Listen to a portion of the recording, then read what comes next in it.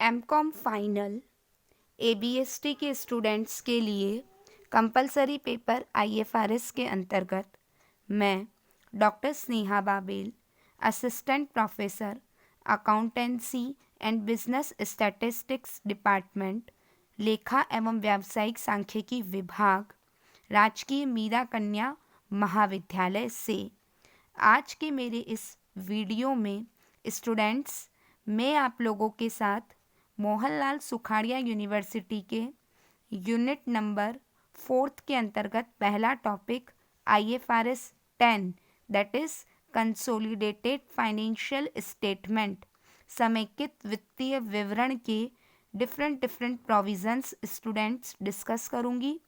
First of all मेरे इस पूरे वीडियो को आप कंप्लीट व्यू करेंगे, उस वीडियो को लाइक करेंगे, उस पर कमेंट करेंगे, साथ ही साथ कॉलेज के यूट्यूब चैनल को भी आप लोग सब्सक्राइब करेंगे। स्टूडेंट, अब तक हम IFRS 9 फाइनेंशियल इंस्ट्रूमेंट के डिफरेंट प्रोविजंस जो हैं वो डिस्कस कर चुके हैं और मैं ऐसी होप या आशा करती हूँ कि आप लोगों ने उससे संबंधित सारे जो नोट्स हैं और रोज़ के जो मेरे असाइनमेंट हैं वह वर्क आप लोगों ने कंप्लीट कर लिया होगा। IFRS 10 जो है कंसोलिडेटेड फाइनेंशियल स्टेटमेंट 2001 में IAS 27 international accounting standard 27 consolidated financial statement and accounting for investment in subsidiaries आया था। फिर उसे रीनेम किया गया, अमेंडमेंट किया गया 2003 में IAS 27 consolidated and separate financial statement. 2011 में इसमें वापस अमेंडमेंट हुआ तो IAS 27 सेपरेट बन गया, अलग कर दिया गया, जिसे नाम दिया गया सेपरेट फाइनेंशियल स्टेटमेंट।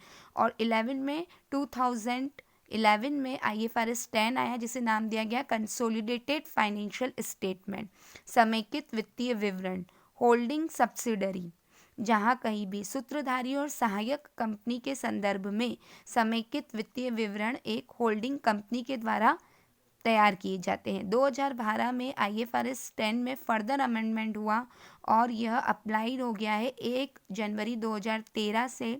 साथ ही साथ इन्वेस्टमेंट एंटाइटीज़ पे यह 1 जनवरी 2014 से अप्लाई हुआ है। सो IFRS 10 replace the part of IAS 27 consolidated and separate financial statement that address accounting for subsidiaries on consolidation, यानी समांकन पर जब हैंडओवर कर रही है होल्डिंग कंपनी सब्सिडरी कंपनी को। What remains in IAS 27 after the implementation of IFRS 10 is the accounting treatment for subsidiaries, jointly controlled entities and associates in their separate financial statement। अपने खुद के स्वयं के फाइनेंशियल स्टेटमेंट में क्या होगा ये IAS 27 बतलाएगा। So the aim of IFRS 10 is to establish a single control model। कौन सा model? Single control model that is applied to all entities including special purpose entities। The change require those dealing with the implementation of IFRS 10 to exercise significant judgment to determine which entities are deemed to be controlled and therefore require consolidation by the parent company.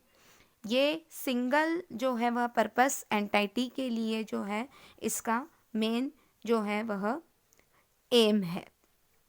सो जब हम बात करते हैं objectives की तो IFRS 10 जो है जो ऑब्जेक्टिव्स ये सेट करता है standard is to establish principle for the presentation and preparation of consolidated financial statement when an entity control one और मोर अदर एंटाइटी, ये ऑब्जेक्टिव है।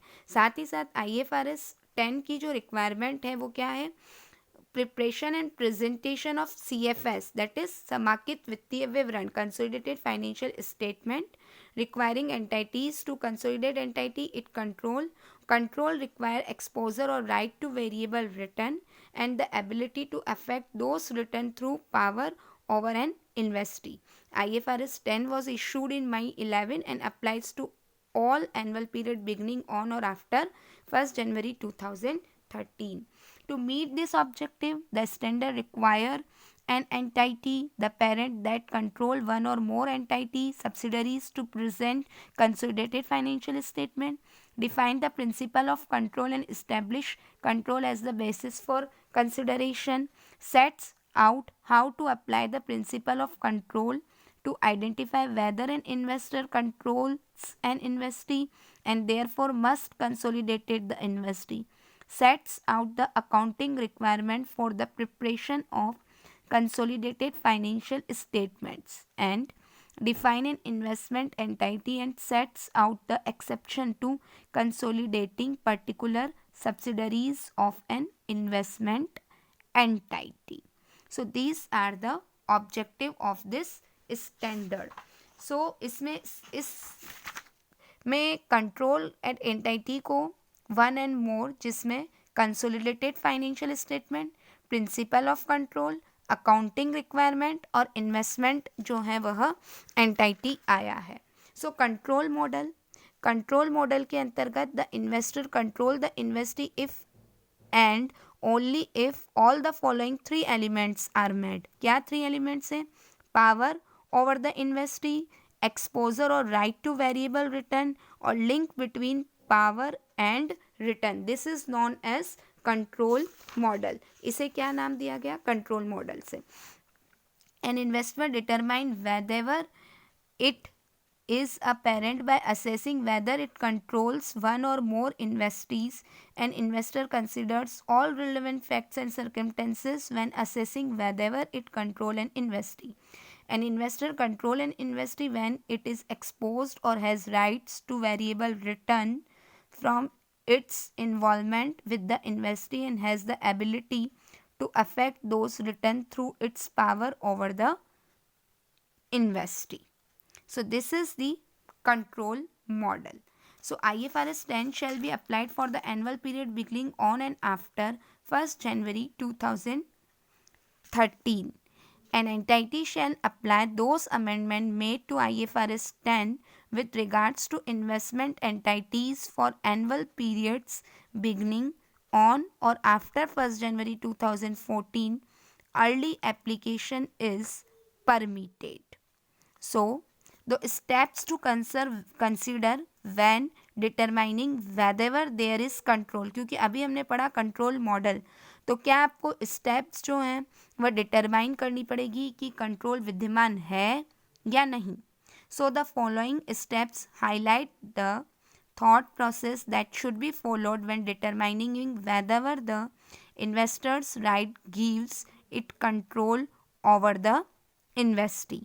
So first of all, identifying the investee, consideration of its purpose and design, identifying the relevant activities of the investee, identifying how decisions about the relevant activities are made, assessing whether the investor control the investee.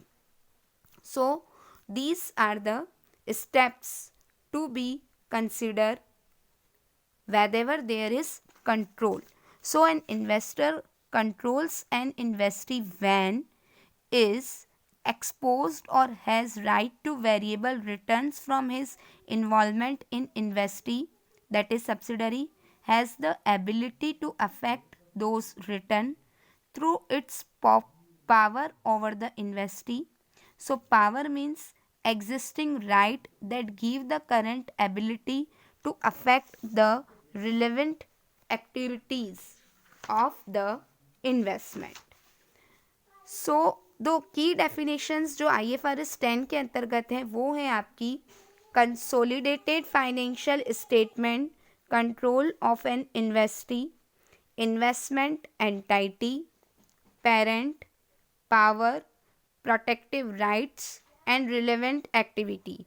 Today's assignment for you student, write down the main objective of the IFRS 10 जो अभी हमने discuss किए हैं. Main objective CFS, principle of control, accounting requirement and investment entities. So student, you need to follow these rules and regulations to complete your assignment work daily. आपको ये नियम बहुत अच्छे से कंप्लीट करना है, आपको पूरी इसकी पालना करनी है कि आप अपना रोज का असाइनमेंट रोज कंप्लीट करें। IFRS 10 के ऑब्जेक्टिव कंट्रोल मॉडल को मैं डिस्कस कर चुकी हूँ। मेरे नेक्स्ट वीडियो में मैं IFRS 10 से रिलेटेड आगे दूसरे प्रोविजंस बतलाऊंगी। आप इस पूरे वीडियो को अच्छे से व्यू करें, 2 से 3 बार व्यू करें। स्टूडेंट्स नोट डाउन करें मेजर पॉइंट्स, साथ ही साथ इस असाइनमेंट को भी आप कंप्लीट करें। So stay safe, stay healthy. Thank you student.